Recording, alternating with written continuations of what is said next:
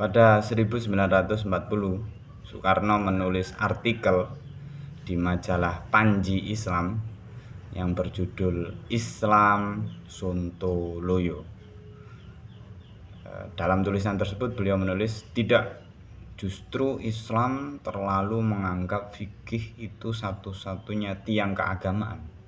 Kita lupa atau kita tidak mau tahu bahwa tiang keagamaan ialah terutama sekali terletak di dalam ketundukan kita punya jiwa kepada Allah.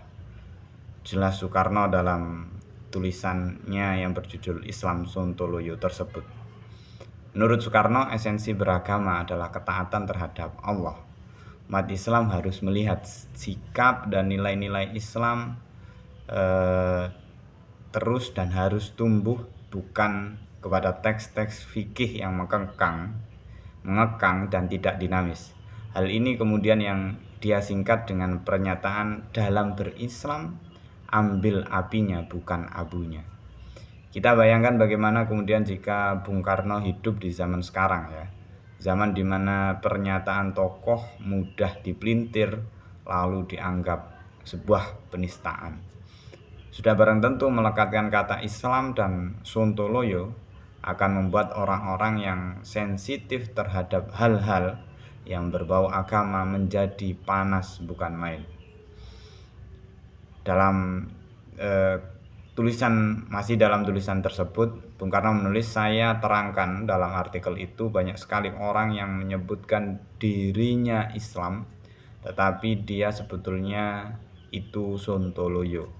Yang saya maksudkan ialah bahwa Islam itu agama tidak beku. Yang beku ialah manusia-manusianya, ujar Soekarno dalam artikel tersebut. Sekali lagi, kita terkadang beku memaknai Islam sehingga melihat esensi Islam yang universal membeku dan dingin. Pada waktunya nanti akan mencairkan pemaknaan kita terhadap Islam yang rahmatan lil alamin karena panasnya ego kita sendiri. Jadi walaupun terkesan kasar dan mencaci, pernyataan Soekarno sebenarnya adalah dorongan kepada kaum muslim agar tidak asik dalam masalah tekstual saja. Ia mengajak umat Islam yang memiliki potensi tinggi untuk mendayagunakan segala potensinya untuk berkembang dan tidak membeku begitu saja.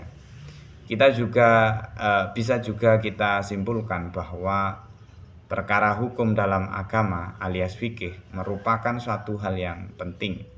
Tapi manusia yang beragama tidak boleh tenggelam dalam pembahasan hukum saja atau pembahasan fikih saja, dan menghiraukan manusia yang beragama dan bertuhan serta menjalankan hukum atau menjalankan fikih untuk menggapai perkembangan dalam hidup menjadi manusia yang lebih baik dalam semua hal.